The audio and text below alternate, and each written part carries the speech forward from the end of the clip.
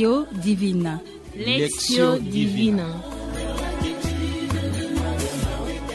Lectio Divina, une émission pour méditer, prier et vivre la parole de Dieu au quotidien.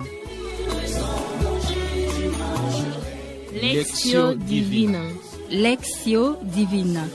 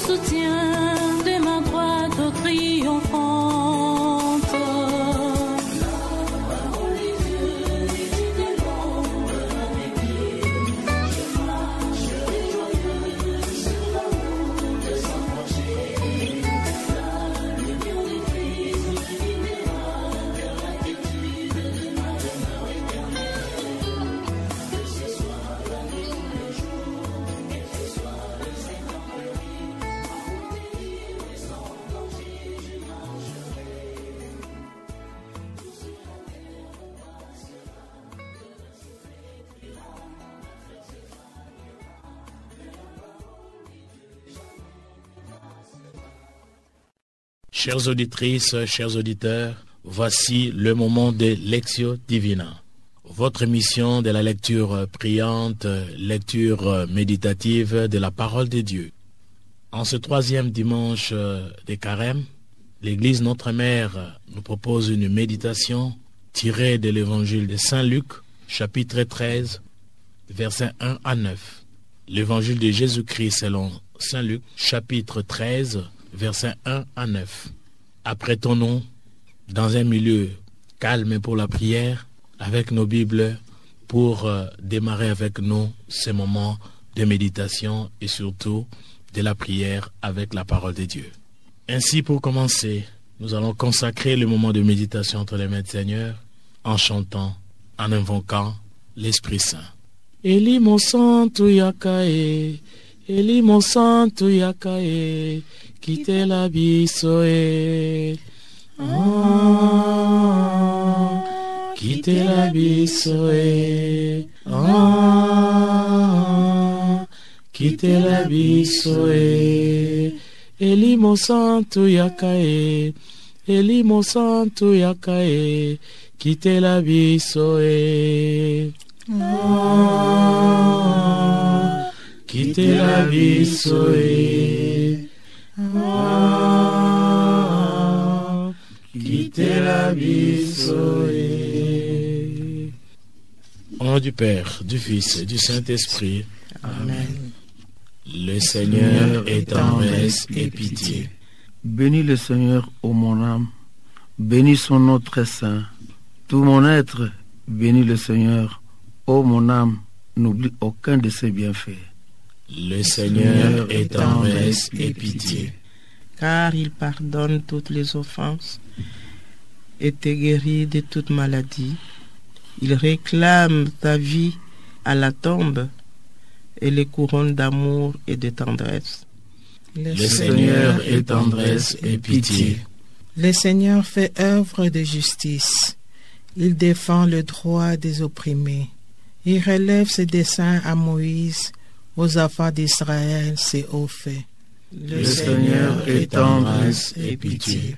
Le Seigneur est tendresse et pitié, lent à la colère et plein d'amour. Comme le ciel domine la terre, fort est son amour pour qui le craint. Le Seigneur ait tendresse et pitié. Au nom du Père, du Fils et du Saint-Esprit. Amen. Nous allons à présent, chers auditeurs, chères auditrices, prendre nos Bibles pour commencer notre Lectio Divina, commencer notre lecture, commencer notre méditation. Pour votre rappel, la méditation d'aujourd'hui est tirée de l'Évangile de Jésus-Christ selon Saint Luc, chapitre 13, versets 1 à 9. Écoutons la lecture. Un jour, des gens rapportèrent à Jésus l'affaire des Galiléens que Pilate avait fait massacrer, mêlant leur sang à celui de sacrifice qu'ils offraient. Jésus leur répondit: Pensez-vous que ces Galiléens étaient des plus grands pécheurs que tous les autres Galiléens pour avoir subi un tel sort? Eh bien, je vous dis pas du tout. Mais si vous ne vous convertissez pas, vous périrez tout de même. Et ces 18 personnes tuées par la chute de la tour de Siloé, pensez-vous qu'elles étaient plus coupables que tous les autres habitants de Jérusalem? Eh bien, je vous dis pas du tout. Mais si vous ne vous convertissez pas, vous périrez tout de même. Jésus disait encore cette parabole. Quelqu'un avait un figuier planté dans sa vigne. Il vint chercher du fruit sur ce figuier et n'en trouva pas. Il dit alors à son vigneron, « Voilà 3 ans que je viens chercher du fruit sur ce figuier et je n'en trouve pas. Coupe-le. À quoi bon le laisser épuiser le sol ?» Mais le vigneron lui répondit, « Maître, laisse-le encore cette année, le temps que je bêche autour pour y mettre du fumier. Peut-être donnera-t-il du fruit à l'avenir. Sinon, tu le couperas. » Acclamons la parole de Dieu. Louange à toi, Seigneur Jésus. Gardons un moment de silence de méditation. Les moments de silence pour intérioriser le texte. Les moments de silence pour comprendre davantage les textes. Les moments de silence pour s'ouvrir totalement à Dieu par le texte que nous venons d'écouter.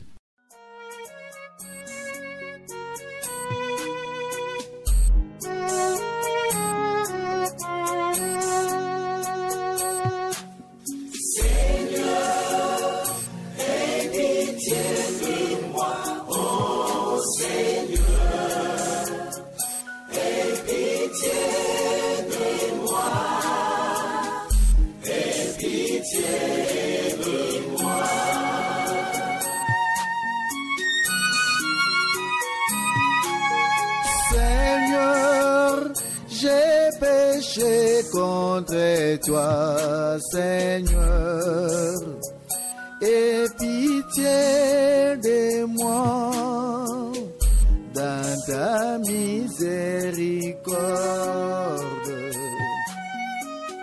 Ne tiens pas compte Après ces moments de silence, nous allons partager. Partager quoi? Partager la parole, le mot, la phrase, le verset qui vous a touché, le verset qui vous interpelle. Dans cet évangile du 3e dimanche de Carême, le verset qui m'a plus touché est celui-ci. Je vous l'ai dit, si vous ne vous convertissez pas, vous périrez comme eux. Je crois que le même verset m'a aussi touché. Si vous ne vous convertissez pas, vous périrez tout de même. Le passage qui a retenu mon attention est celui-ci. Jésus alors leur dit, « Croyez-vous que ces Galiléens étaient plus pécheurs que tous les autres Galiléens pour avoir eu ce sort? Non, je vous le dis. Mais si vous ne vous convertissez pas, vous périrez tous pareillement. » Vous périrez tous pareillement, c'est le mot qui clôture notre temps de partage en ce moment. Maintenant, nous allons passer à la deuxième étape pour reprendre encore la lecture. Cette reprise de lecture nous permet de faire sien le texte, mais ce texte qui s'est converti en parole de Dieu, parole adressée à tout un chacun. Écoutons une fois de plus la lecture. Un jour, des gens rapportèrent à Jésus l'affaire des Galiléens que Pilate avait fait massacrer. Mêlant leur chant à celui des sacrifices qu'ils offraient, Jésus leur répondit, « Pensez-vous que ces Galiléens étaient de plus grands pécheurs que tous les autres Galiléens pour avoir subi un tel sort? Eh bien, je vous dis, pas du tout. Mais si vous ne vous convertissez pas, vous périrez tous de même. » Et ces 18 personnes tuées par la chute de la tour de Siloé, pensez-vous qu'elles étaient plus coupables que tous les autres habitants de Jérusalem? Eh bien, je vous dis pas du tout. Mais si vous ne vous convertissez pas, vous périrez tout de même. Jésus disait encore cette parabole. Quelqu'un avait un figuier planté dans sa vigne. Il vint chercher du fruit sur ce figuier et n'en trouva pas. Il dit alors à son vigneron, voilà 3 ans que je viens chercher du fruit sur ces figuiers et je n'en trouve pas. Coupe-les, à quoi bon les laisser épuiser le sol? Mais le vigneron lui répondit, maître, laisse-les encore cette année.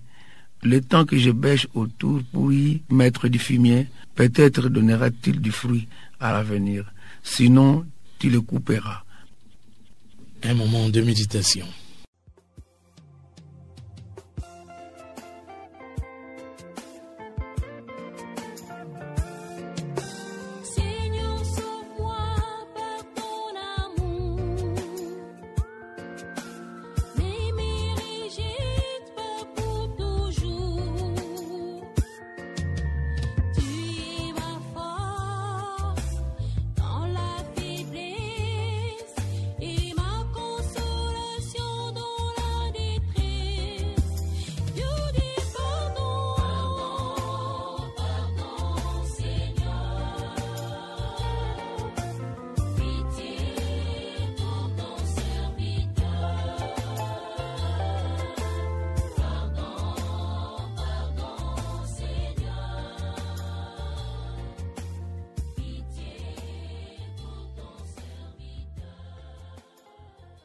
Bien, nous pouvons de nouveau partager. Cette fois-ci, nous allons partager le message que le Seigneur adresse à tout un chacun au travers de textes ou de la parole qu'il a touché. Le message que le Seigneur voudrait que nous puissions vivre au quotidien pour que notre vie et celle de ceux qui sont autour de nous rejoignent sa volonté. Nous pouvons partager. Je vous l'ai dit, si ne vous convertissez pas, vous périrez comme eux. Les propos de Jésus sont rigoureux et sévères. Dieu me révèle comme un Père plein d'amour et de miséricorde. Étant chrétien, je ne peux pas me décourager, surtout pendant ces moments difficiles d'inquiétude. Je tourne mon regard vers le Seigneur et je reste persévérant, même si le Seigneur ne m'a pas encore répondu. Il me répondra un jour et en son temps. C'est en ces moments que je dois me convertir. Je vais me forcer à ne jamais composer avec ceux qui ruminent le malheur des autres. Ma conscience comme chrétien m'appelle plutôt à m'éloigner du mal et du mauvais. Seigneur, je vous demande de sauver toutes les personnes des biens contre lesquels le méchant murmure le mal et accorde aux méchants la grâce de la conversion. Seigneur mon Dieu, rends-moi disponible à écouter au plus profond de moi-même la voix de ton Fils qui m'interpelle chaque jour et m'invite à la conversion. Eh bien, la patience du Seigneur est justement un élément important pour me conscientiser sur ce qui concerne ma conversion. La patience de mon Dieu doit être interprétée comme un stimulant pour accélérer mon élan de conversion. Seigneur, au lieu que je parle du mal des autres, je suis appelé à changer ma conduite et à corriger les côtés sombres de ma vie. Pendant cette période de carême, je dois apprendre à pardonner et oublier le mal des autres. Parfois, je suis trop rigoureux et je pardonne difficilement. Or, le Seigneur est toujours miséricordieux à mon égard. Donne-moi un cœur tendre et large. Ce qui fait que le pardon est parfois si difficile, c'est que je pense de manière plus ou moins consciente que pardonner à telle personne qui m'a fait souffrir reviendrait à faire comme si elle n'avait rien fait du mal. Mais pardonner signifie ceci: cette personne m'a fait du mal, mais pourtant je ne veux pas la condamner, l'identifier avec sa faute, ni faire justice par moi-même. Merci, nous poursuivons notre partage. La parole qui m'a frappé cette fois-ci est celle qui parle de ce figuier. Le maître qui dit, ça fait 3 ans que je viens chercher du fruit sur ce figuier et je n'en trouve pas. Coupe-le. À quoi bon les laisser épuiser le sol? Mais les vignerons ont répondu, maître, laisse-le encore cette année, le temps que je bêche autour pour y mettre du fumier. Et moi, je voudrais dire que ce figuier ne se trouve pas seulement planté dans un jardin. que dans le cœur de chacun, nous avons des figuiers dans nos cœurs. Je me dis que dans mon propre cœur, est-ce que mon figuier donne du fruit à chaque fois que le Seigneur vient en chercher? Est-ce que dans mon cœur, les figuiers, le Seigneur le trouve bon et agréable? Je me dis, est-ce que moi-même, je demande au Seigneur de me laisser le temps de bêcher autour de ce figuier, le temps de mettre du fumier. Et je crois que ce temps, c'est ce temps de carême. C'est le temps qui m'est donné, le temps qui me permet de bêcher autour du figuier de mon cœur, de mettre du fumier et de donner de bons fruits. Non seulement pour moi-même, mais pour ma famille et pour toute la société. Amen. Merci. Nous continuons. Le passage qui a retenu mon attention est celui-ci. Jésus alors leur dit, « Croyez-vous que ces Galiléens étaient plus pécheurs que tous les autres Galiléens pour avoir eu ce sort? Non, je vous le dis, mais si vous ne vous convertissez pas, vous périrez tous pareillement. » La conversion nous concerne tous et doit d'abord commencer par moi. Je ne dois pas pointer les autres du doigt parce que je suis une sainte. Jésus dit, « Ne regarde pas la paille qui est dans l'œil de ton frère et la poutre qui est dans mon œil, qui m'empêche de bien voir. Je dois d'abord commencer à enlever la poutre qui est dans mon œil, donc me convertir et arriver à me corriger et ensuite porter des conseils aux autres. Je dois rejoindre le chemin emprunté par Jésus pour nous donner sa paix, le chemin de l'amour qui se donne gratuitement, qui pardonne sincèrement et se donne totalement. Dieu est patient, bon et miséricordieux. La bonté, c'est apprendre à se corriger soi-même au lieu de se faire le juge des autres. Sa bonté doit me faire produire des bons fruits. Fruits pour la gloire de Dieu, les fruits de l'Esprit Saint, les bonnes actions. Cette période de carême, c'est un temps fort, temps de grâce, une période propice pour revenir au Seigneur, un appel à la conversion. À combien de personnes j'ai tendu la main pour qu'ils se relèvent, conseillé pour qu'ils se convertissent? Or Jésus a dit, « Je suis le sceptre et vous êtes les sarments. Celui qui demeure en moi et en qui je demeure portera beaucoup de fruits. » Un partage qui nous introduit, qui nous plonge dans le vrai moment de carême.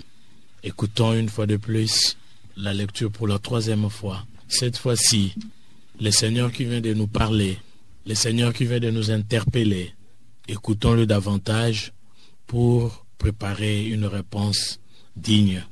Écoutons.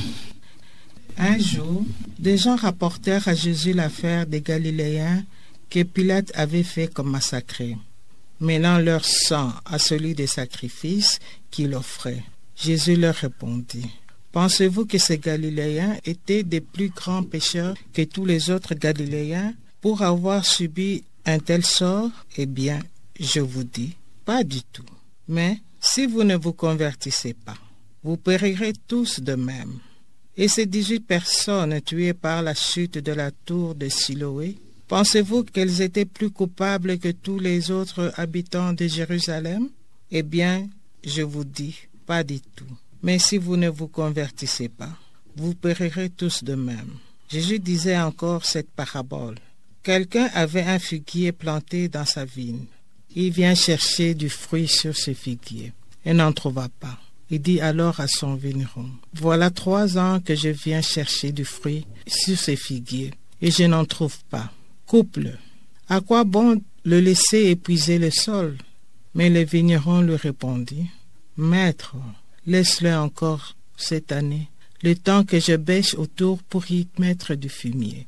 Peut-être donnera-t-il du fruit à l'avenir, sinon tu le couperas. » Gardons un petit moment de méditation pour méditer la réponse à donner à Dieu, la réponse, la réaction que nous devons avoir, que nous devons afficher, que nous devons adopter vis-à-vis de cette parole, une parole forte qui nous interpelle et qui nous invite à une conversion, et alors une conversion authentique pendant ces moments de carême.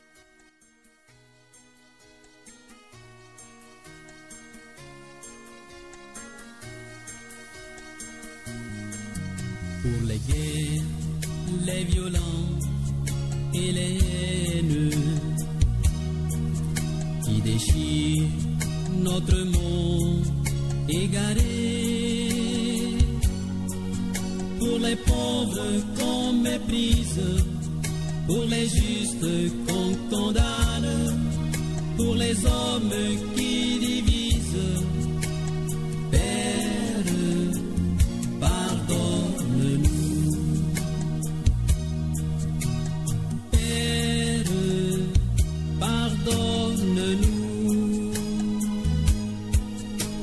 Nous ne savons pas ce que nous faisons. Père, pardonne-nous. Nous ne savons pas ce que nous... Ainsi, unissons nos voix pour répondre à Dieu, lui qui nous a parlé par sa parole au moyen de la Bible, de notre texte de méditation. Nous allons lui adresser notre réponse par nos prières. Je vous l'ai dit, si vous ne vous convertissez pas, vous périrez comme eux. Venez, crions de joie pour le Seigneur. Acclamons notre rocher, notre sali. Allons jusqu'à lui en rendant grâce par nos hymnes de fête. Dans la patience et la persévérance, ils exhortent le peuple de Dieu, la conversion. Prions.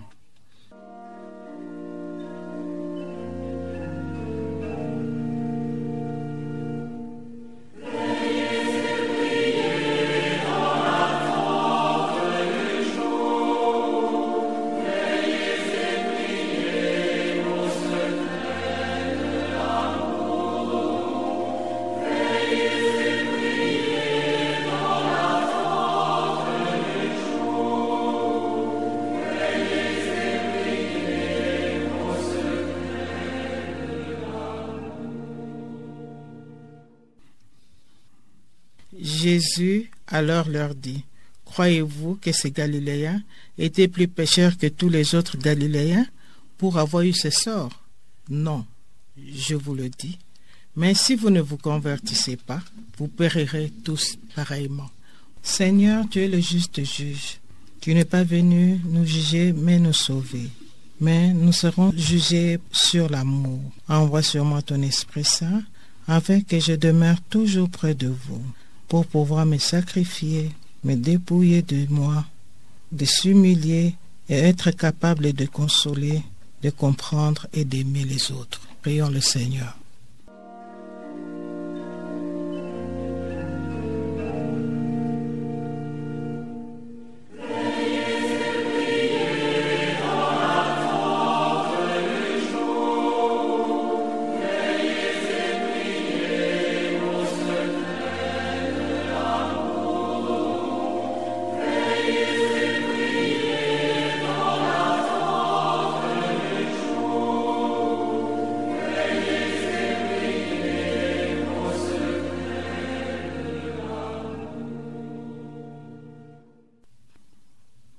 Si vous ne vous convertissez pas, vous périrez tout de même. Seigneur, ouvre les oreilles de mon cœur pour que j'entende ton appel en ce temps de grâce, en ce temps de carême. Viens à mon secours et au secours de tous ceux qui se battent pour essayer de se convertir. Prions le Seigneur.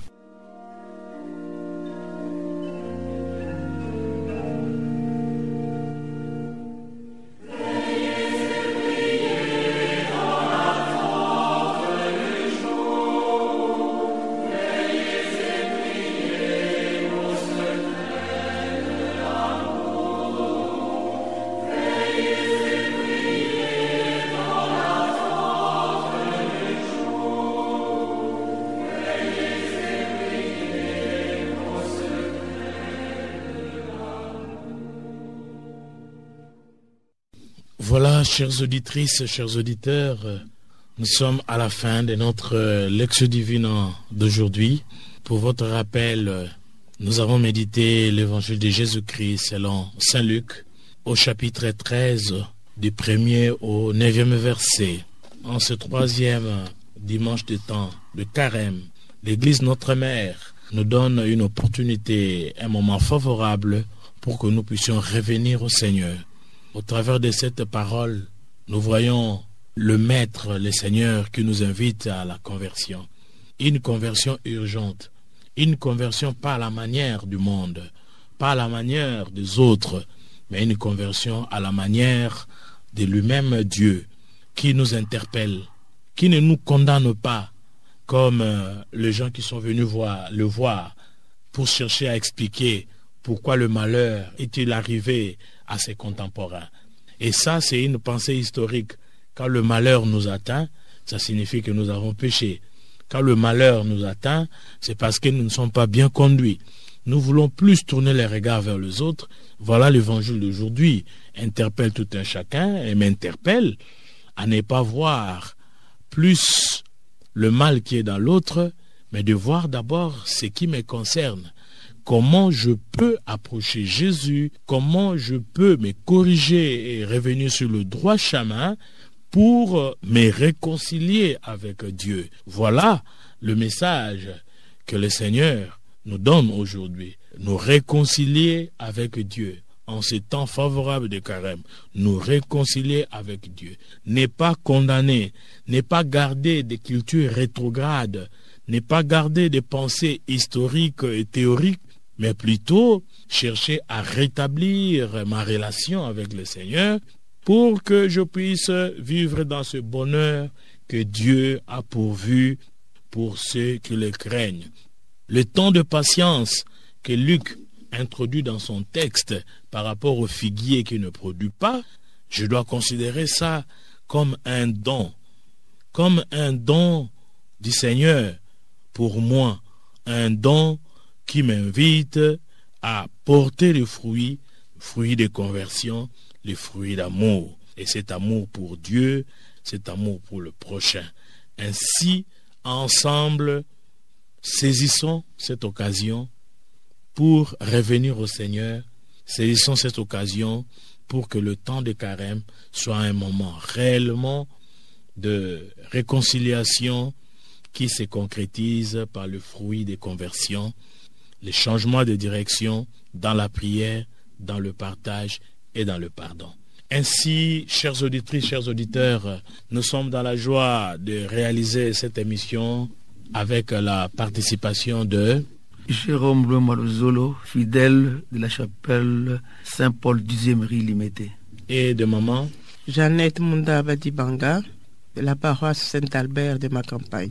Et de maman Marie-Paul Cabessa, coopératrice chez les filles de Saint-Paul de la paroisse Saint-Michel à Bandal. Et voilà votre animateur de tous les temps, Papa Paulin Zaboudi Tancel, de la paroisse Notre-Dame d'Afrique. Dans l'ombre de la cuisine, nous avons Olivier Nguessi à la technique et la sœur Rita à la réalisation. Ensemble, nous vous souhaitons un bon 3e dimanche de carême en compagnie avec Jésus pour la conversion et la construction des mondes des convertis. Ciao, à la prochaine. Chers auditeurs, auditrices, vous venez de suivre Lectio Divina, une émission réalisée par les filles de Saint-Paul. Merci, au revoir et à la prochaine.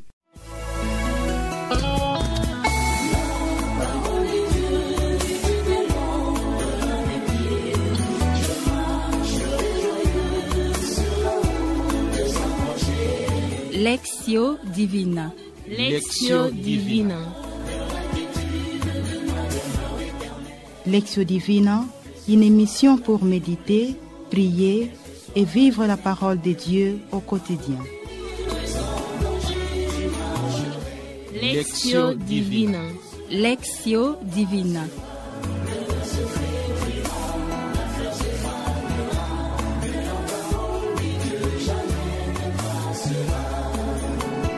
Je me réconforte dans la parole des dieux l'Éternel. Ne crains rien, je suis ton Dieu.